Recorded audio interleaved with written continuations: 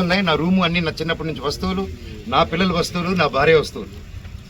అంటే ఒక మగాడు నేను ఊర్లో ఉన్నప్పుడు లేని ధైర్యం నేను ఊరు దాటిన వెంటనే జైపూర్ పాపనెత్తుకొని వీడు పాప బర్త్డే బిజీలో ఉంటాడు, ఈ టైంలో కొట్టచ్చని కేవలం విష్ణు ప్లాన్ వేసుకొని తెల్లారుజామున ఏప్రిల్ 1 5:40కి ఇదే రోడ్లో ఉన్న కెమెరా సీసీటీవీ, మా ఇంట్లో ఉన్న సీసీటీవీలు వాళ్ళు ఫేమస్ కదా, పోయినసారి గొడవ అయినప్పుడు వాళ్ళు నా మీద కంప్లైంట్ వేసి వాళ్ళే సీసీటీవీ దాచిపెట్టారు.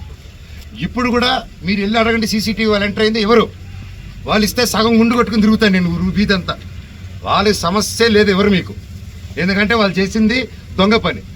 నంబర్ 1, కమిషనర్ గారి బైండ్ ఓవర్ని క్రాస్ చేశారు, మల్టిపుల్ టైమ్స్ క్రాస్ చేశారు. జనరేటర్లో షుగర్ పోయడం దగ్గర నుంచి, మా వాళ్ళని కొట్టడం దగ్గర నుంచి, వాటర్ పంపుల ఇంటికి కట్ చేయడం, పగలు కొట్టడం నుంచి, కరెంటు కట్ చేయండి ఆ ఇంటికి అని చెప్పడం నుంచి ప్రతి ఒక్కటి ఈ మనోజ్ గారి దగ్గర ప్రూఫ్స్ ఉన్నాయి. వాళ్ళ దగ్గర ఒక్క ప్రూఫ్ మనోజ్ మీద తప్పని చెప్పమానండి, నేను సాక్షాత్ అందరి కాళ్ళ మీద పడి నేను సారీ అడుగుతాను. ఒక్క ప్రూఫ్ చూడు, పోనీ నేను ఆస్తి అడిగినట్టు ఒక్క ప్రూఫ్ చూపిమనండి. వాళ్ళు చెప్పేది ప్రతిదీ అబద్ధం. ఏప్రిల్ 1వ తారీఖున దౌర్జన్యంగా 30-40 కార్లు, ఆ వీడియో కూడా ఇచ్చాను మీకు. 30-40 కార్లు ఇదే వీధిలో వచ్చి మా సెక్యూరిటీ గేట్లు దూకి స్టంప్స్లో కూతురు మాట్లాడి నా సెక్యూరిటీని కొట్టి 3 గంటల వరకు బంధించారు లోపల. నేను 100కి చేశా, పోలీస్కి చేశా, సార్ కమిషనర్ గారికి చేశా, డీసీపీ గారితో మాట్లాడారు మా వైఫ్. సార్ ఇలా అయింది, పెట్స్ ఉన్నాయి, అన్నీ పగలగొడుతున్నారు మా వస్తువులన్నీ, లోపల నా రూమ్ వస్తువులన్నీ పగలగొట్టేశారు. నా బాబు ఫొటోస్, నా పాప ఫొటోస్, చిన్నప్పటి నుంచి వస్తువులు, నా పాప కోసం ఉన్న చిన్న చిన్న నగలు మేము బర్త్డే కోసం కొనుక్కున్నట్టువి ప్రతిదీ పగలగొట్టి ఎక్కడేసారో కూడా తెలియట్లేదు. నా కారు, నా 2016లో కొనుక్కున్న నా కారు టో చేసుకొని ఆల్మోస్ట్ 9 ఇయర్స్ కారు. నాకు చిన్న నేను పాత వస్తువులు అన్నీ ఎత్తి పెట్టుకుని ఉంటానండి, నేను అవే వాడుకుంటూ ఉంటాను. అండ్ నాకు ఆ సోకులు లేవు.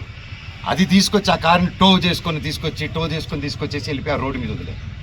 నా మా వైఫ్ కారు మినీ కూపర్, దాన్ని టో చేసుకొని తీసుకొచ్చి ఆ గ్రౌండ్లో వదిలేరు.